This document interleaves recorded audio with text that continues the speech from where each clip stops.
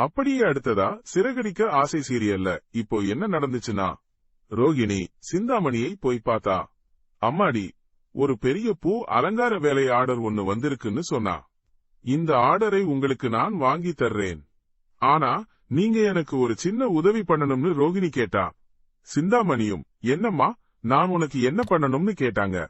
அதுக்கு ரோகிணி, மீனா அம்மாவோட பூக்கடை கோயிலுக்கு வெளியே இருக்குல்ல, அதை அங்க இருந்து எடுத்து வைக்கணும்னு சொன்னா. அதுக்கு சிந்தாமணி, மீனா எனக்கு எதிரிதாங்க.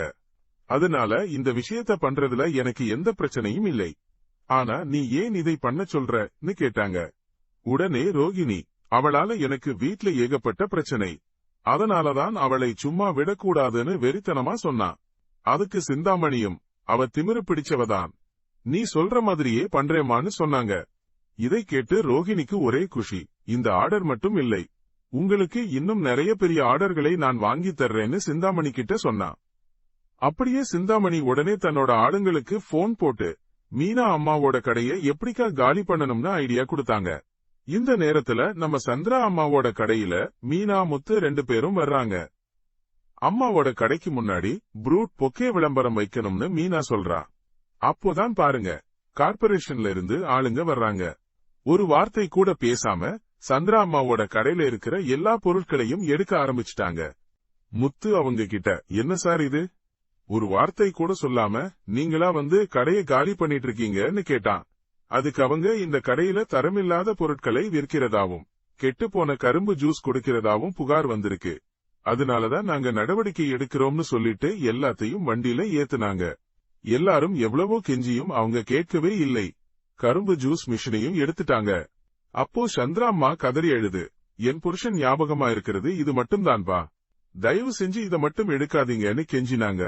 ஆனா அவங்க எதையுமே காதுல வாங்கிக்காம எல்லாத்தையும் எடுத்துட்டு கடைய சுத்தமா காலி பண்ணிட்டாங்க. இதனால மீனா உள்பட எல்லாருமே கதறி எழுதாங்க. முத்து, கவலைப்படாதீங்கம்மா, நாம மறுபடியும் இதே இடத்துல கடை திறந்திடலாம்னு ஆறுதல் சொன்னான். இதையெல்லாம் முத்துவும் மீனாவும் அண்ணாமலை அப்பா கிட்ட போய் சொன்னாங்க. வழக்கம் போல மனோஜும் விஜயாவும் இதுக்கெல்லாம் காரணம்னு வாய் ஓஞ்சாம பேசிட்டு இருந்தாங்க.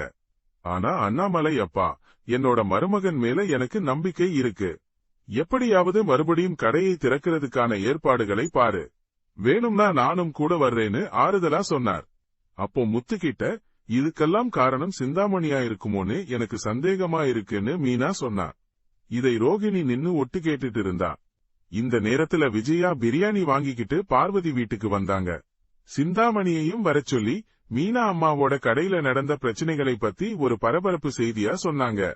அடப்பாவமே, இப்ப இந்த பிரச்சனையை நம்ம முத்து எப்படி சமாளிக்க போறான், அடுத்ததா என்ன நடக்கும், இதையெல்லாம் நாளைய சிறகடிக்க ஆசை சீரியல்ல பார்க்கலாம். தொடர்ந்து இணைந்திருங்கள். ட்ரெண்டிங் நண்பன் சேனலை சப்ஸ்கிரைப் பண்ணுங்க. இந்த வீடியோ பிடிச்சிருந்தா லைக் பண்ணுங்க, ஷேர் பண்ணுங்க.